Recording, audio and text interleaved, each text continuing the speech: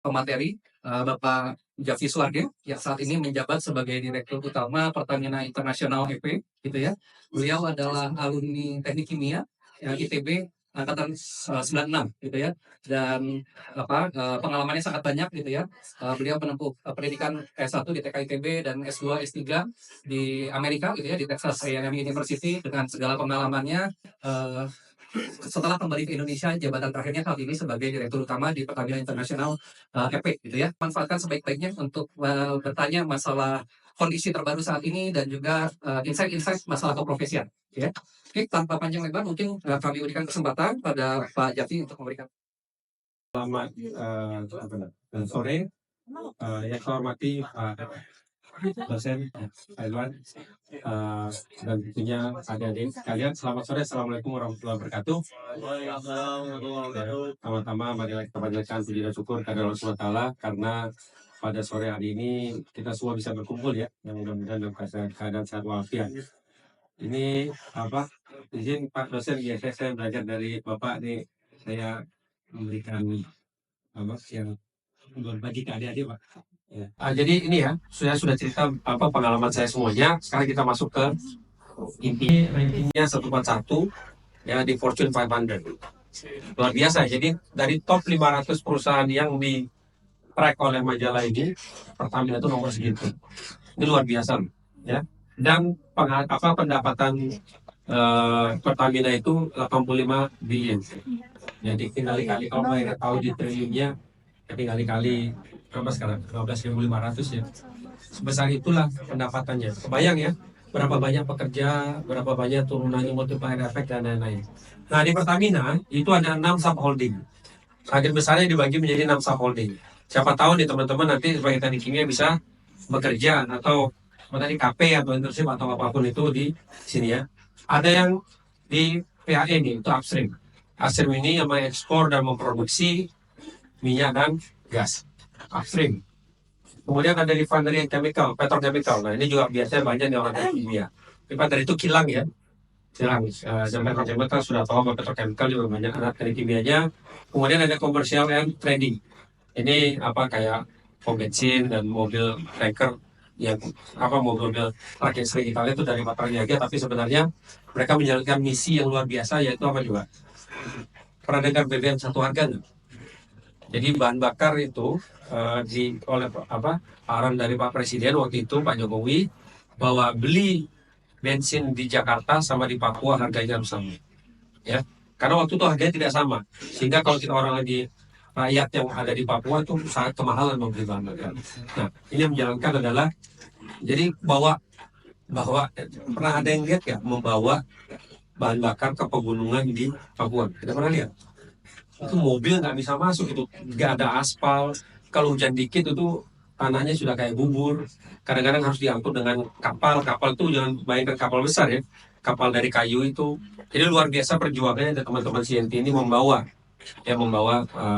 bahan bakar ke seluruh pelosok Indonesia. Kemudian ada power and renewable energy, ini energi baru terbarukan seperti solar, hydropower, wind power dan lain-lain itu ada di sini. Ya, jadi nanti teman-teman yang tertarik untuk renewable energy itu di Pertamina ada namanya Power Renewable Energy. Kemudian juga ada PGN, perusahaan gas negara, yang berhubungan dengan segala sesuatu dengan penjualan gas. Ya, yang suka gas ya sini tipenya. Dan terakhir adalah ini bahasa Inggrisnya bahasa PT-nya Pertamina International Shipping. Jadi berhubungan dengan logistik dan juga transportasi kapal untuk produk-produk Pertamina. Ini Pertamina ini sangat besar ya. It's a big company. Nah kami dari Pertamina International setiap kali pergi ke beberapa negara, tentunya setiap pembina negara itu akan mengapresiasi reputasi Pertamina, ya, reputasi Pertamina. Jadi mereka tahu kerja buat siapa Pertamina, udah tahu mereka Pak. Ya, ini juga menjadi kebanggaan kami bahwa kita keluar negeri Pertamina ini sangat dikenal. Nah, kemudian untuk upstream, karena saya bagian dari upstream ini dibagi menjadi di dalam negeri dan di luar negeri. Nah, di luar negeri itu disebutnya regional 5, di dalam negeri ada 4. Nah, yang pertama regional 1 Sumatera, ini saya 2021 sampai 2023 menjadi dirut di sana. Kemudian dari regional 2, 3, 4, kemudian 5 ini internasional. Ya, regional internasional ini sekarang regional kedua terbesar di Pertamina.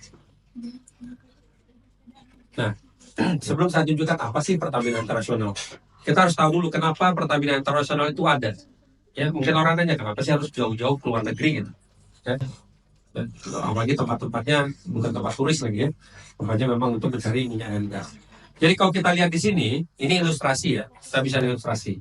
Gambar yang di atas adalah kebutuhan di Indonesia. Gambar yang garis yang di bawah adalah kebutuhan produksi minyak dalam negeri. Coba buat teman-teman tadi harus tahu nih. Yang bagus itu kok garisnya ketemu atau enggak? Garisnya ketemu bagus atau enggak? Kok mas ragu-ragu jawab deh. Yang garisnya ketemu bagus tunjuk tangan. Oh enggak. Yang garisnya enggak ketemu itu bagus tunjuk tangan. Oh enggak juga. Jadi apa? Ada jawaban yang ketiga ya? Hah? Nangkap nggak tapi grafik ini? Coba deh. Saya minta satu kan ada ini ya Pak ya? Ada souvenir buat yang menjawab, yang berani menjawab ya. Tapi harus tunjuk tangan dan jawab ya. Coba grafik ini, coba jelaskan grafik ini. Ada bisa ngerti nggak? Satu orang tunjuk tangan. Ya, monggo coba gimana? Grafik ini menunjukkan dari 2020 sampai 2024 Indonesia produksi domestiknya masih di bawah demand Indonesia, dan ada forecast ke depan ke 2030 masih kondisinya masih sama. Kondisi yang optimal itu antara jika demand oil production Indonesia itu temu dengan needs-nya Indonesia atau di atasnya. Bagus. Ini adalah garis ini bertemu ya. Jadi produksi kita itu sama dengan atau di atas dari demand. Unfortunately, ini sudah situasi yang harus kita terima. Terima dalam artian ini kenyataan. Bahwa kalaupun kita maksimalkan produksi di dalam negeri, ya itu sudah kita maksimalkan. Terus kita berusaha maksimalkan. Ternyata kalau melihat angka-angka, kebutuhannya masih terus lebih tinggi. Nah, sembari kita mengusahakan sambil memaksimalkan produksi dalam negeri itu bisa menutupi kebutuhan, sembari menunggu dia karena butuh waktu, apa yang harus kita lakukan? Kalau di Indonesia tidak cukup, sudah dieksplorasi, diproduksi, sudah pakai semua teknologi, ternyata masih nggak cukup, apa yang harus kita lakukan? Impor kan, internasional harus diambil dari luar. Nah, itulah kenapa Pertamina Internasional itu dibentuk dari tahun 2013. Ya, bahwa dengan situasi seperti ini sampai suatu saat kita bisa memenuhi dengan kebutuhan sendiri dari produksi sendiri, maka kita terpaksa masih impor. Ya, nah kalau impor, ya lebih baik kita impor dari perusahaan sendiri, perusahaan milik negara yaitu Pertamina. Inilah yang konsep kenapa Pertamina Internasional dilakukan. Jadi setelah memaksimalkan aktivitas di dalam negeri, dari eksplorasi sampai produksi, terus masih kurang ya sisanya kita tutup dari produksi luar negeri. Nah, mari kita benchmark ya. Karena ini perusahaan minyak, kita teman-teman harus tahu nih. Kan mungkin bertanya, kenapa sih kita harus ke negara-negara yang masuk orang terus gitu? Misalnya Irak gitu ya. Irak, kalian tahu situasi Irak seperti masih Iraknya yang perang atau negara tetangganya yang perang? Tetangganya perang, dia juga jadi kena. Ya jadi betul ya. Siapa namanya? Kita ada di UAE, United Arab Emirates ya. Nah di sini di negara ini banyak ya. Dan Pertamina Internasional bulan Juli kemarin baru membuka kantor di sana di Dubai. Jadi kita membuka kantor di Dubai sebagai kantor hub di Middle East atau di Timur Tengah. Ya, ini luar biasa ya Pertamina. Jadi Bu Nike sendiri, mungkin teman-teman tahu Bu Nike, beliau CEO dan presiden direktur dari Pertamina Group, beliau sendiri yang waktu itu juga meresmikan kantor baru ini. Kemudian ada Venezuela nomor 2. Fiat melalui anak perusahaannya atau melalui afiliasinya ada di Venezuela dan ada di sana. Ya. Di Saudi kita tidak ada, di Irak kita ada di sini. Kemudian kita juga ada di Nigeria, kita pernah ada di Libya. Ya, ini Kuwait, kita Kuwait juga berhubungan baik dengan Kuwait karena kalau terjadi sesuatu, jadi kalau kita berbicara internasional ini, evakuasi itu menjadi sesuatu yang penting. bukan dalam artian negatif ya. Kalau terjadi sesuatu di negara tersebut, mulai dari sakit dan lain-lain, kita harus mampu membawa tim kita keluar dari sana. Kita tidak akan mengirim tim ke sana kalau tidak aman buat mereka. Kalau dari Irak, 8 kita tuh di Basra namanya. Basra itu kota terpanas di Irak. Itu sekitar 2 jam dari perbatasan Kuwait. Ya, kalau kita ambil jalur yang lebih utara lagi lebih jauh. Dan jadi dengan Kuwait pun, walaupun kami belum punya operasional di sana, Kuwait tetap kita jaga sebagai tempat kita buat mengevakuasi tim kita. Nah, jadi di negara-negara inilah banyak cadangan minyak dan gas. Ini cadangan minyak dan gas. Coba dibandingkan dengan Indonesia. Coba kalau melihat ini ya, secara cepat deh, siapa yang bisa menjelaskan sedikit di tangan lu? Bisa dengan cepat ya. Masih cukup kan hadiahnya, Pak? Oh, ini. Cuci tangan dong. Supaya ngerti nih situasi Indonesia seperti apa. Cuci tangan. Dari gambar ini dibandingkan dengan Indonesia seperti apa? Ya, Om. Ada tolong mic-nya.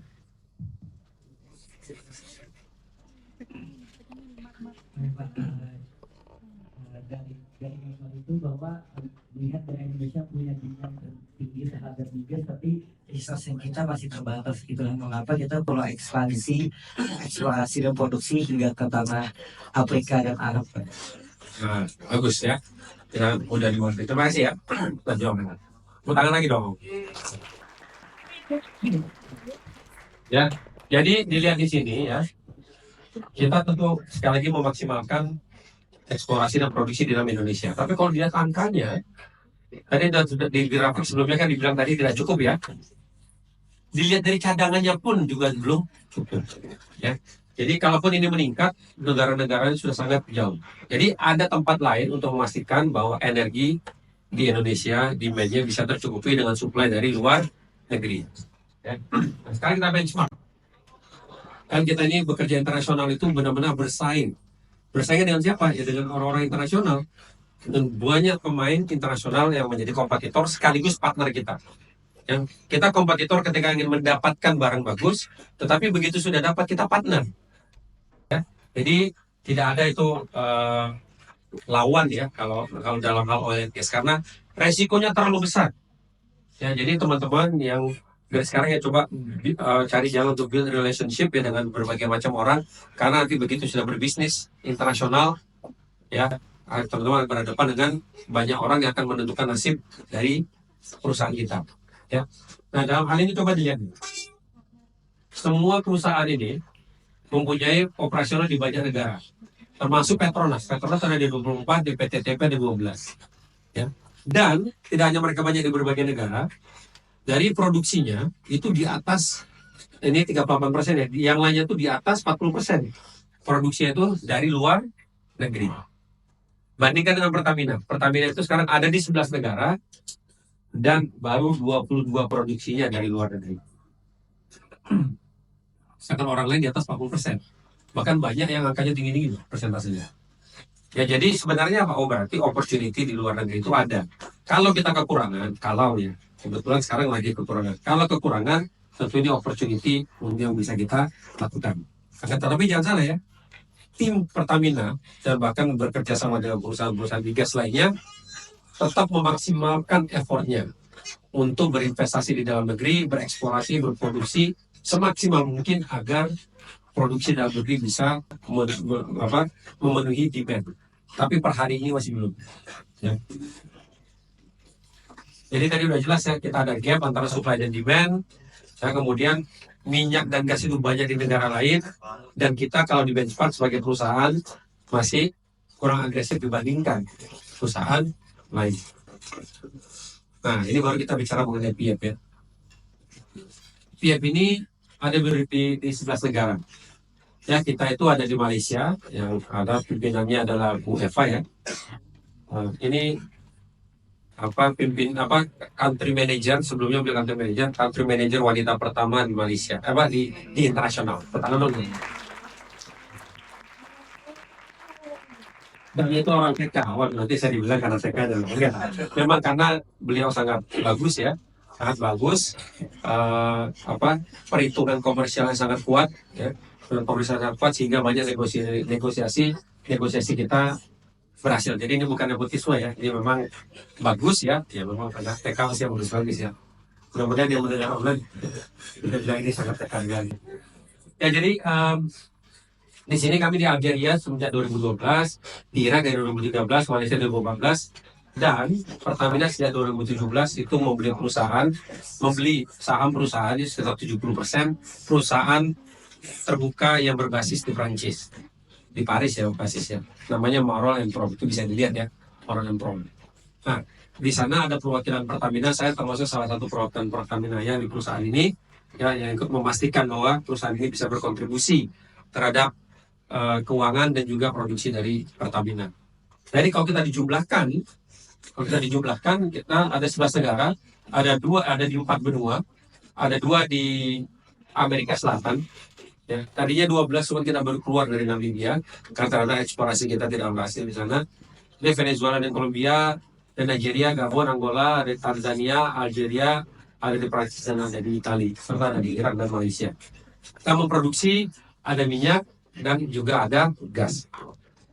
Bahkan untuk memenuhi kebutuhan LPG, teman-teman tahu LPG? Petani kimia harus tahu LPG. Kalau LPG itu kayak berapa ya? LPG. Itu jangan nih, nanti jurinya Pak Basuki ya. C3 sampai C4. Nah, benar nggak Pak Basuki? Ya, 98%. Nah, dia lebih tough dari dosennya. Ya. Ya. Siapa namanya? Alfa. Itu bagi 2 ya? Jadi kata dia. Yes. Ya, jadi LPG kita masih impor. Sehingga di Algeria, ya, di mana salah satu negosiatornya adalah ya Mbak Eva sendiri, itu kita mendapatkan perpanjangan di Algeria, blok ya, mendapat kepercayaan dari negara Algeria untuk mengoperasikan lapangan tersebut selama 25 tahun ke depan. Ya. Bayangkan mendapatkan, nanti saya tunjukin fotonya ya. Ini jangan bilang, wah di Algeria keren ya, enggak, ini di tengah-tengah Gunung Sahara. Ya. Kalau lagi summer itu 52 derajat dinginnya, dingin gitu, 52 derajat Celcius ya. Itu di sana. Kemudian jadi kita banyak sekali ya di luar negeri, dan bayangkan tentunya setiap negara punya kementerian sendiri, punya pemerintahan sendiri, punya manajemen tersendiri ya untuk bisnis atau industri oil and gas-nya. Kalau kita bekerja internasional, kita tentunya harus berhubungan baik dengan mereka. Jadi lagi-lagi ya teman-teman ya, di teknik kimia untuk ke depan, jago menghitung rancangan pabrik, oke. Ya. Tapi bisa berhubungan baik dengan siapapun, itu yang akan menjadi batu loncatan buat teman-teman. Pelajarilah dari sekarang. Gimana caranya? Wow, sebelumnya sama teman yang A gitu, atau nggak suka sama siapapun itu ya. Coba dilatih, karena ya nggak mungkin kita bisa suka dengan semua orang kan. Tidak mungkin kita cocok dengan semua orang. Tapi dalam artian bisnis, kita harus mampu menjalankan bisnis dengan banyak tipe. Ya nggak harus dengan semuanya juga ya, cuma dengan banyak tipe. Kadang-kadang bukan soal benar atau salah, kadang-kadang itu masalah kultur. Kadang-kadang hanya masalah kultur, di mana mereka punya kultur sendiri, kita juga punya kultur sendiri. Kadang-kadang hanya masalah bahasa. Ya, mereka mungkin bahasa Inggrisnya tidak favorit berbahasa Inggris, dengan bahasa lokal. Ya, apakah kita harus belajar di sana? Ya, nah ini tentu harus dilakukan, karena itulah yang menjadi pendorong bahwa bisnis kita ini bisa berjalan dengan baik. Karena kita ada di negara sebanyak ini loh. Ya, ada yang pernah menjadi turis di negara-negara ini nggak? Selain Prancis dan Italia dan Malaysia, ada yang pernah jadi turis di negara lainnya?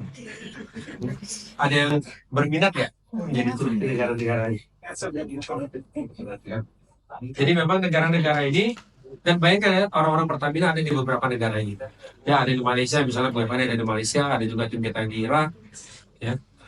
Dan tim kita juga cukup besar ada di Algeria.